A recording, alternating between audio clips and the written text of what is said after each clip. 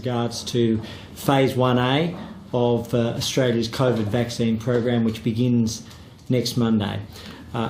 Before doing so, I in particular wanted to mention that with regards to national progress on containment, it's a positive day. 0 cases of community transmission nationwide on the advice of the National Incident Centre, 0 Australians in ICU with COVID-19, and 73,000 tests completed in the last 24 hours to take it to about 13.9 million COVID tests. And at the same time, almost 400,000 cases worldwide, and sadly over 11,000 lives lost. All of that reminds us why, no matter what we do with containment, we have to have a broad-scale national vaccination program. And that program begins with a focus on those who are most vulnerable, either the risk of catching COVID-19 or the consequences if they were to catch COVID-19. And so today Professor Murphy and I will set out briefly the initial towns and suburbs, hubs and groups, in essence the where, who and how for the commencement of the Pfizer element of the Phase 1 program. Once we have shipping confirmation, we'll provide further detail on the additional AstraZeneca component. And then as we work through the plan, which has been based on safety and effectiveness, we'll outline each stage in advance, but that always depends on making sure that we have very clear confirmation of the shipping details to be able to provide those to Australians. But we're on track. In particular today, if I can just turn and remind to the next slide, what we see here, you'll be familiar that we're proceeding in 5 phases. Phase 1A is the 3 priority groups which Professor Murphy will set out of our aged care and disability residents and their staff, our quarantine and border workers and our frontline health workers. Phase 1B will focus on the over 80s, the over 70s, Indigenous Australians over 55, those who are immunocompromised, and our police and emergency services, amongst others. Then Phase 2A will focus on the over 60s, over 50s, the balance of Indigenous Australians, and then also critical service workers. And then Phase 2B will be the balance of the population. And Phase 3, if clinical trials were to provide global information on the efficacy and safety in children, then it would proceed to children. If I can just then move to the next slide. What we're doing now is this week we commence the aged care rollout, as well as the work through the state Pfizer hubs. There will be approximately 240 aged care facilities, if not more, that are vaccinated in week 1, and we're of the expectation that will be at least 190 towns, and we'll also have 16 Pfizer hubs. And those towns cover all of Australia, commencing in Alice Springs in the Northern Territory, or Farrer or Tiwi in the Northern Territory. Here in the ACT, towns such as Western and Narrabundah. We know that in Tasmania it could be in Burnie or in Somerset or in Wynyard. All of these are on the list amongst others. We then go to New South Wales, and across New South Wales in the city areas such as Blacktown or Penrith, across the state areas such as Gosford West and Orange will see facilities inoculated. If we turn to Queensland, we'll have areas such as Aspley, Bundaberg, Cleveland, Mackay and many others. And then if we move to Victoria, Altona Meadows, Ballarat, Bendigo, Cranbourne, Dandenong and a variety of others. And then in South Australia, what we'll see is Aldgate, Encounter Bay, Heathfield, Mount Barker, Western Australia, areas such as Bunbury or Emu Point near Albany, Kingsley, Mirrabooka and Rockingham, amongst many others. The point of that is that right across Australia, every state and territory, rural and regional and urban areas will be covered. It has to start somewhere and it has to finish somewhere, but this is the beginning of the process.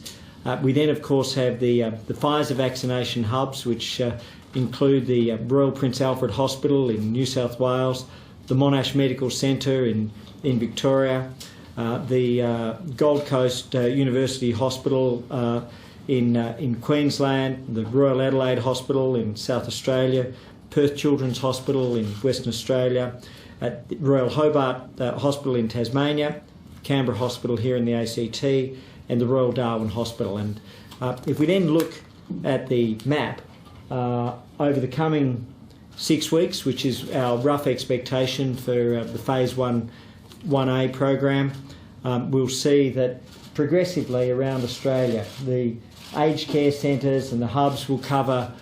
We seek to address all of the aged care centres in Australia.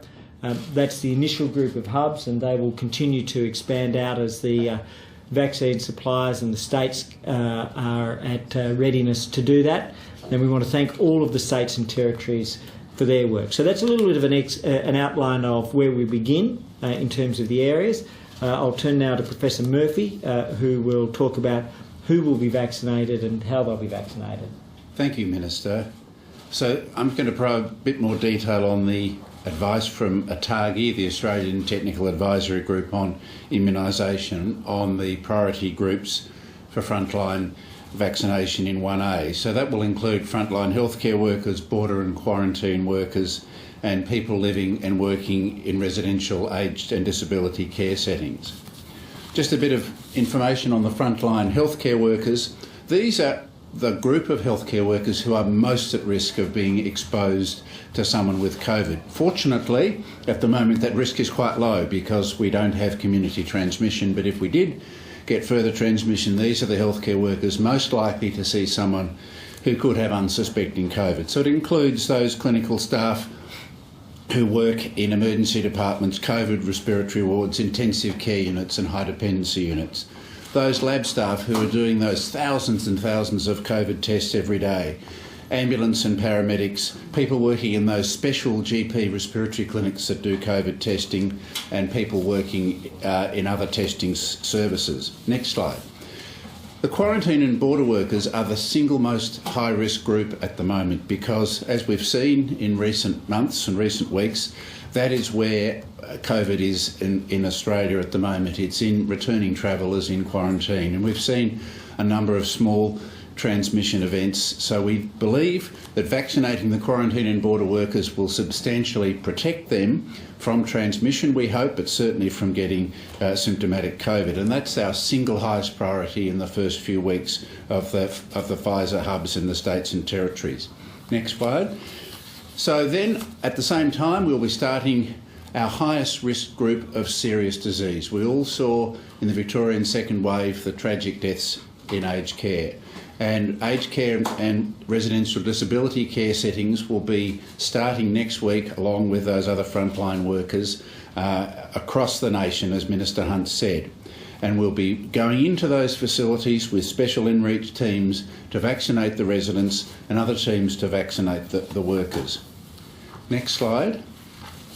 So how can I find out more about being vaccinated in Phase 1A?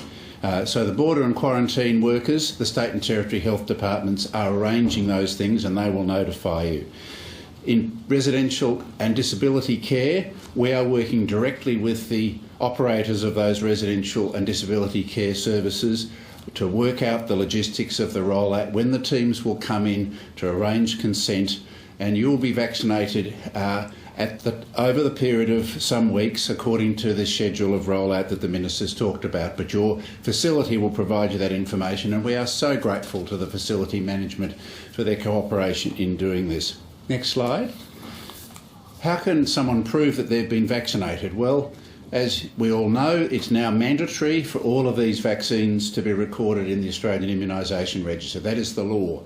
And so everyone's vaccination will be in the Australian Immunisation Register and can be accessed through Medicare for proof of vaccination, both online and in a hard copy as required. And your immunisation history will record both COVID-19 vaccinations following each dose. Just to finish off with, I'd like to say a couple of things. This is a really, really exciting time, but we are about to start the single biggest and most complex vaccination task in the history of this nation. There are so many players involved and there's so much planning. We are so extraordinarily grateful in the Commonwealth to our partners in the states and territories, the vaccination workforce, the logistics and data providers, the aged care operators who have been asked to do so much so quickly.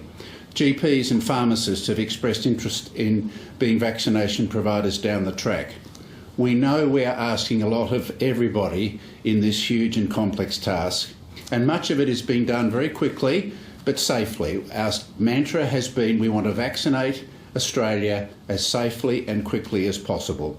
We all want to protect our vulnerable Australians as soon as we can. We know there will be bumps in the road as we commence this task and unanticipated problems which we will solve together with our partners. But, as Minister Hunt said, we have no community transmission in Australia. We don't have a burning platform, so we can go as fast as we safely can do and embark on this really, really exciting journey. Thanks, Minister. The regional areas. Say I'm in Bunbury, where am I going to be getting my vaccine in the first week? And my second question is regarding those hubs, obviously, different hospitals and so on. If there are people protesting, as we've seen them doing through the pandemic, about the vaccine and so on, is there an idea of how that would be handled, given you've outlined the dangers of misinformation, and if people are literally near those hubs spreading that misinformation, have you got a plan on how to handle that? Sure. So that first group of towns, that was in relation to the aged care facilities themselves. So we will be taking the vaccines with a surge workforce that are well trained and that have been through the vaccination programs to the facilities in those towns.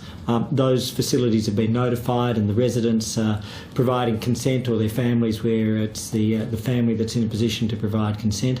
And so that outreach is occurring. Then secondly, the states are obviously responsible for the hubs. All of them have in place very cautious, sensible, appropriate security protocols, as they do with any hospital, but in particular they've taken that into account for now.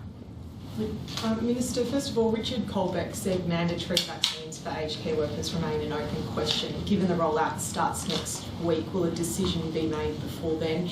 And Professor Murphy, if I may, about the aged care centres.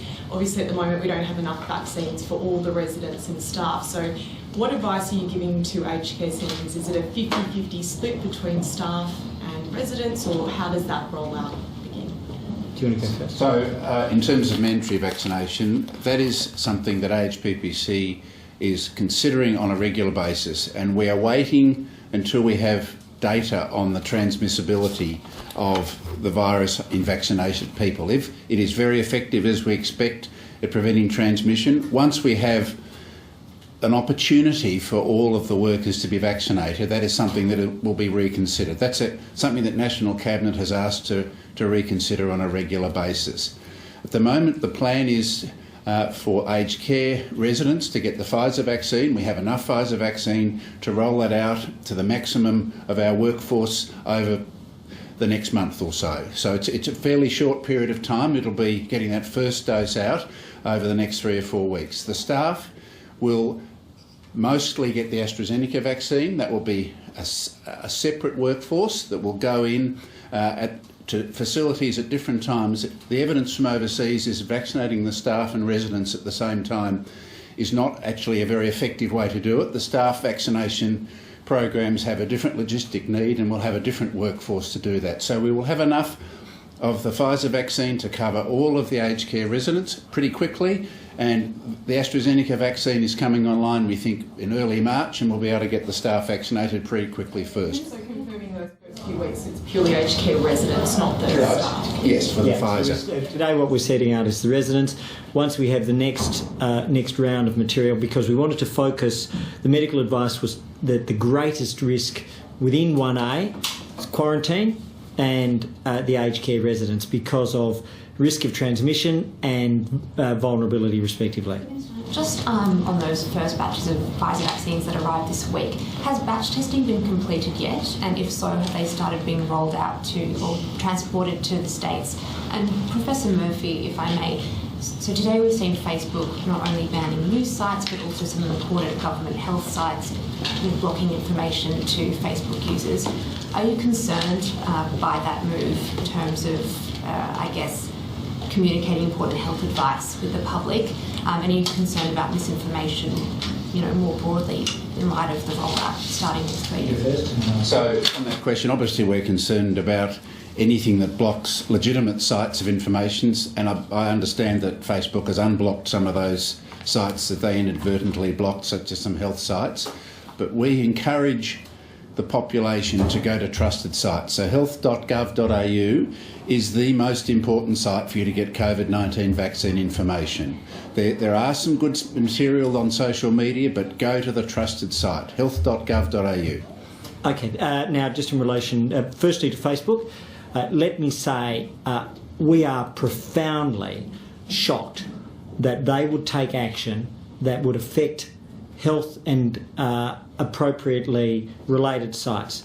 We understand that ACT Health, Queensland Health, South Australian Health, Dementia Australia sites, the Kids Cancer Project and Bowel Cancer Australia have all been affected. I can't say whether or not they've been addressed in the last hour or so, but the fact that the Kids Cancer Project could be affected is frankly a disgrace. Facebook should fix it and they should address it immediately. Now more broadly, my understanding that there have been no problems found, and that so far all of the testing and details with regards to the vaccines are progressing as the TGA would hope. The rollout will be formally over the course of the weekend with the logistics to make sure that everything is in place, and so the timing of the particular trucks I'll leave with DHL in the States, but we are on track for a Monday morning commencement. Tamsin? Aged care facilities that will receive the vaccine next week chosen? What was the selection process for that? And further on aged care rollouts, what do you expect the uptake to be for aged care residents in these centres, and what kind of communication process is happening with the residents to make sure they understand what's going on? So I'll deal with the communication, and I'll let Professor Murphy deal with the selection process. In terms of the communication, we have outreach both to facilities and to families. There's a very strong communication program. The facilities are providing advice and materials to residents, or those residents that aren't in a position to do that, to provide that to their family. Consent is being sought in all cases. The take up we'll judge it afterwards. We know with the flu there has historically been a very solid take up, and we're hopeful that we will see a high take up. I respectfully won't put a figure on it, and we'll learn more as we go. But it should be, we're positive about it. We've had a positive reception from the facilities.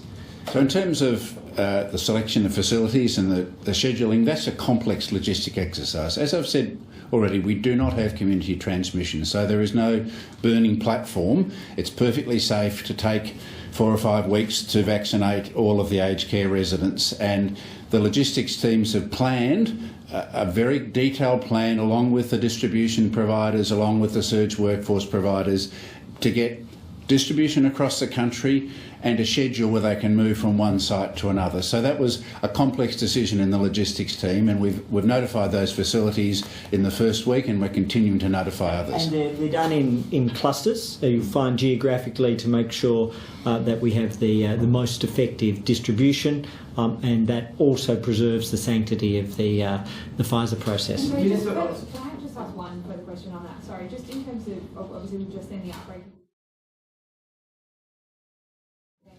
Is there a contingency plan if there is an outbreak in a state Yes. that we'd see a rush of Yes. vaccines go there? Yes, we will have contingency. If there were an outbreak, we would have a contingency to vaccinate at-risk people in that outbreak area. I will add one thing. One very important part of this is the goal to make sure that all border and quarantine workers are vaccinated within the first 3 weeks. We are hopeful that most states and territories will be in a position to do that largely within the first 2 weeks, but of course people will have leave, they may be ill, they may be on holiday, but all up we are making sure that there is sufficient vaccine so as in their focus they can address in particular their quarantine and border workers as early as possible. Sorry, on a different topic, there's reports, claims this morning that members of the government, employees of the government are backgrounding journalists against Brittany Higgins and her current partner, making negative assertions about him. Do you know anything about this? And if that was happening, would that be an appropriate thing for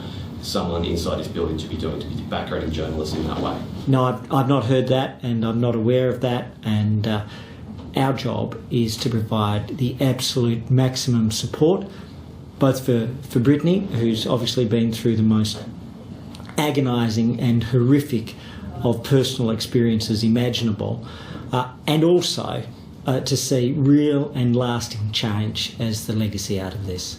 Up the back. New South Wales Health has confirmed it'll only be able to extract 5, not full 6 doses from each vial of the Pfizer vaccine because of the type of syringe available. Are you concerned that we're wasting up to 1/6 of each Pfizer shipment? And what attempts are being made to secure the correct syringe that ensures there's no wastage? So two things there. Firstly, I'll let Professor Murphy address the particular thing. But from the outset, I think we said that we would distribute 80,000 in the first week. We were presuming 60,000 administered doses. We're hopeful that the actual result will be significantly higher. They're being cautious and conservative, as they should be. But I know that Professor Murphy and the team have been working directly with them on the medical logistics. So the standard syringes, which are widely used and which we've supplied in great quantity, they can't guarantee to get 6 doses. Some people can get 6 doses because there is enough in the vial to get 6 doses if there's absolutely no wastage. But we understand that if you have a low dead space syringe, it's much more reliable that you can get 6 doses. And we've acknowledged with New South Wales Health that we won't hold them to getting 6 doses out of each vial. They will try their best, as will all vaccination providers. We have on order some low dead space syringes that will come in the future, but these syringes are the standard ones that are used for all vaccines. So they're being...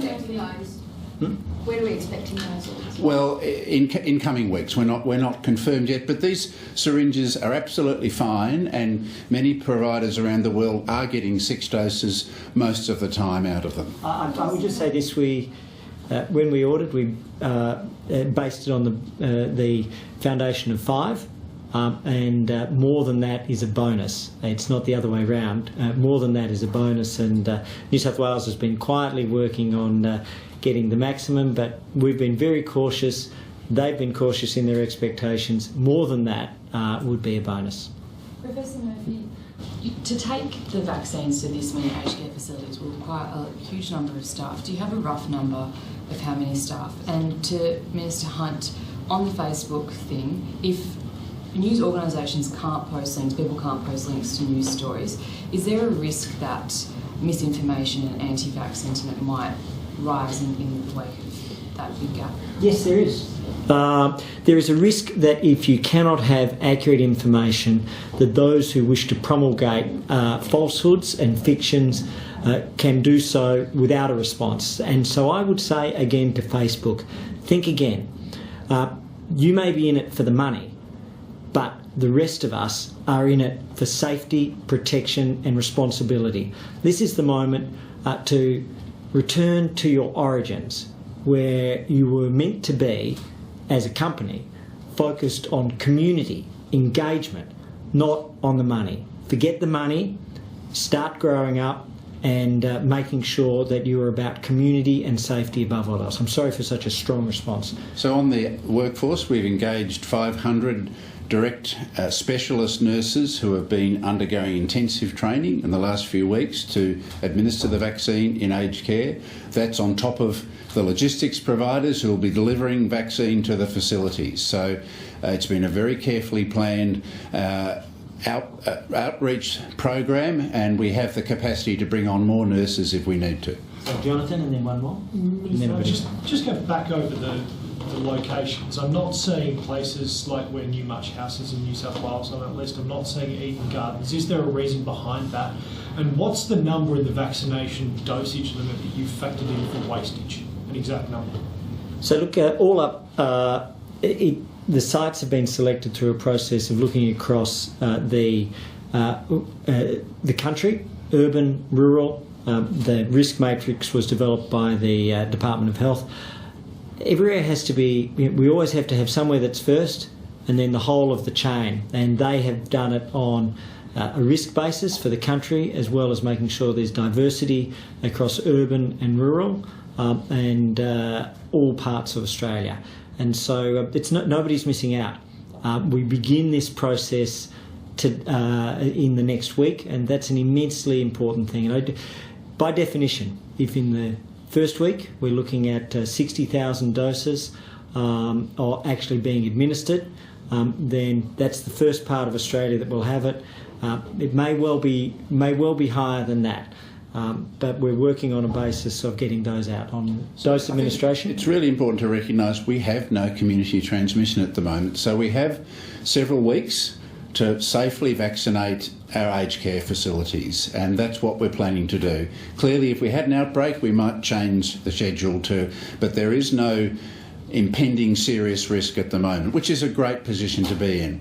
We've factored in a small proportion of wastage. It depends on the vaccine, and we don't have a set figure at the moment, but we're going to monitor wastage very closely, particularly with those precious early doses. One thing that we do want is, and the Health Department has been very strong on this, where, for example, there's an extra dose or 2 doses at the end of the day, just practical action that if there are carers or nurses or other people who aren't in the target group but who are present, we don't want them to be wasted. We want to give people the freedom to be practical Australians to make sure that they are able to minimise any wastage. Just to follow up on the Eden Gardens and the Newmarch issue, was there a consideration not putting it into places like those homes in the first week because the virus has already been through those homes? No, there wasn't. We don't yet know.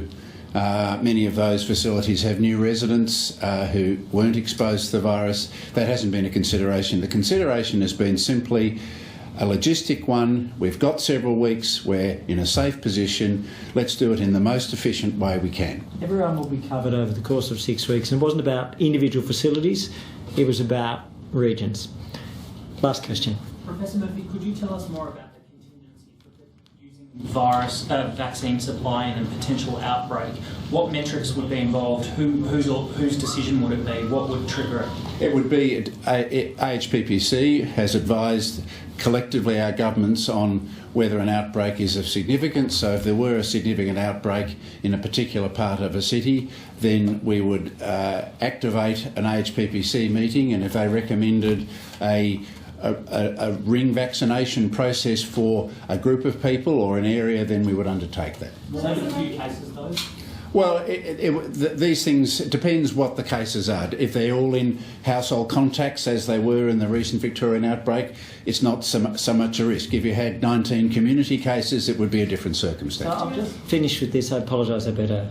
I just have one clarification, Professor Murphy, if that's okay. Briefly, yes. Sorry, around Pfizer and AstraZeneca for aged care homes. So Richard Colbeck yesterday indicated, though, that some aged care residents may end up getting AstraZeneca. So can you just clarify? Well, that was our initial plan, but I think at the moment, and there may be some parts of the country where we may have real difficulty getting the frozen Pfizer to, but our intention at the moment is to try and get Pfizer to every aged care resident if we can.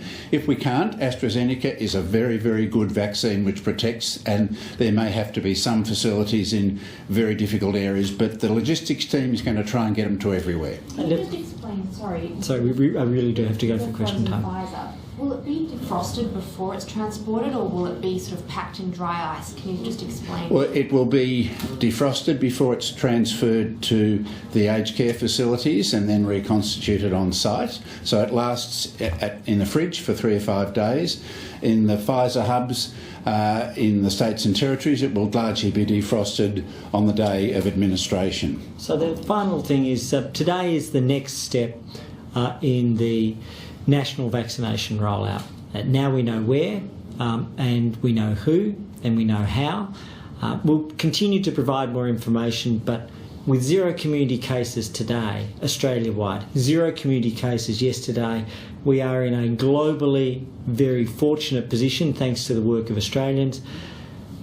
We begin the task of providing more hope and more protection to Australians going forward, and the vaccination rollout will proceed over the coming months, and we ask as many Australians as possible to come forward and to help protect themselves and to protect their families and to protect their communities. Thank you very much. Take care.